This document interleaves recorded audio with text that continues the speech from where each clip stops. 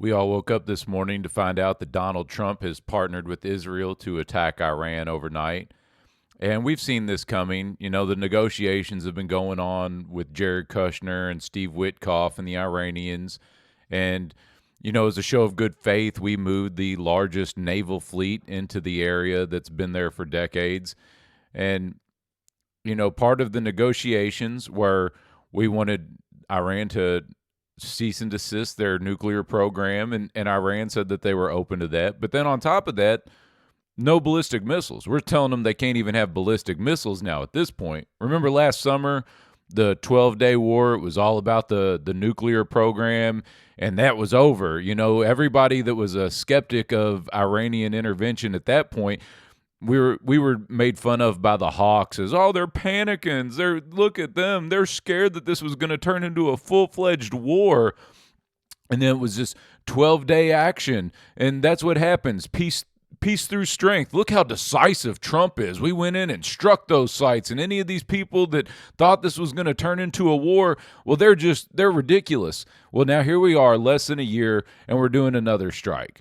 And then on top of the no ballistic missiles, they're also saying in support for all of their proxy groups like Hamas, Hezbollah, the Houthis, you know, proxy groups like when we use the Kurds to go against Iran or Syria or Iraq, or when we're supporting neo-Nazis in Ukraine to fight Putin. So, you know, in support for those groups. But the biggest problem is Trump is continuing to take these actions without any approval or consideration from the United States Congress. The power to declare war lies within the Congress. Article 1, Section 8, it's very clear. And we've had Thomas Massey and Ro Khanna, the same guys that had to push to get the Epstein files released. They've been trying to push to get a vote for war powers for the president to get everybody on record to where they stand on this. But I guess this shouldn't even come as a surprise because we know exactly how our leaders think about the Constitution and how they just kind of take military action whenever they want. As a matter of fact, Tucker Carlson just did an interview with the ambassador to Israel, Mike Huckabee, and they talked about this exact thing. Listen to Huckabee about how, you know, it doesn't really matter. We're just going to, you know, if we need to take action, we're going to take action. How much does it matter what Americans think? Well, it matters every bit what Americans think. That's why Americans vote. It's why Americans have the opportunity to have free speech. We want them to have that. Okay, so what percentage of Americans support a war with Iran? I don't know. Do you know? I do. I think it's around, I saw the numbers yesterday. I think it was like 21%. Okay. Is that enough to have a war with Iran? We don't live in a world where you have a poll taken to find out whether our policy should be a particular direction. Because I thought you just said that that's direct democracy. No, we care deeply about it. But on the other hand, do we make the decisions of foreign policy and even domestic policy based on we what care the latest deeply about poll it in number what is? sense? If we're ignoring it, then in what sense do we, quote, care deeply about it? Well, I think we care deeply when we see there's a threat. No, but about Americans' opinions. So you've got 350 million Americans. Yeah. They voted in this last election on the basis, in part, of the promise no more wars. Okay, so now we're about to have a war, looks like. 80% of people are against it, in that range, let's say 70%, but nowhere near majority support for this war.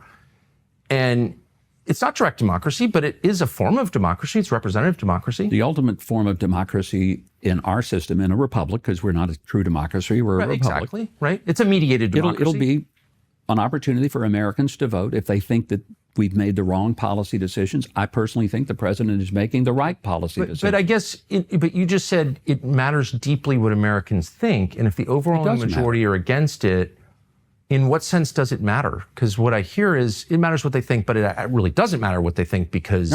So see, Tucker points out that the majority of Americans are overwhelmingly against the war with Iran. And Huckabee responds by saying, well, we don't do polls when we're going to take actions. We don't have a direct democracy. And he even goes on to mention that we don't have a democracy. We have a republic. And he's absolutely correct. And I can appreciate that.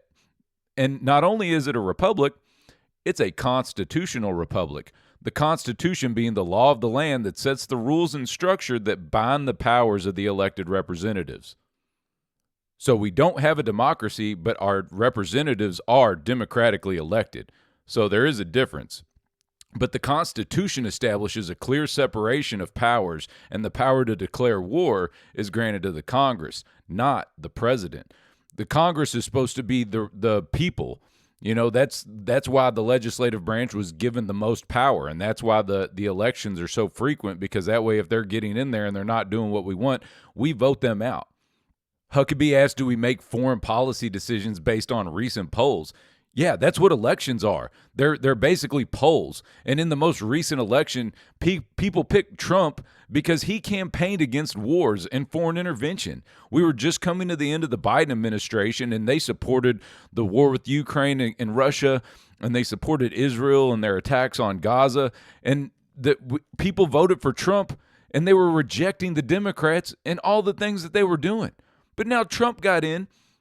And not that we should be really surprised, with his close alliance that he's had with Israel since coming into power, but it's still the fact that he was very vehemently against foreign intervention and more wars, and that's all we've been getting.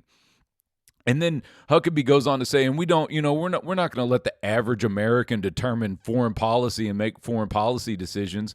But hey, the president's son-in-law and a former real estate partner, because that's all Jared Kushner and Steve Witkoff are. Jared Kushner doesn't even have an official position within the government. He's just there negotiating, and you could argue that he's got a conflict of interest with investments from the Saudi Arabian wealth funds and then his ties to Israel. So, there's definitely some conflicts of interest there.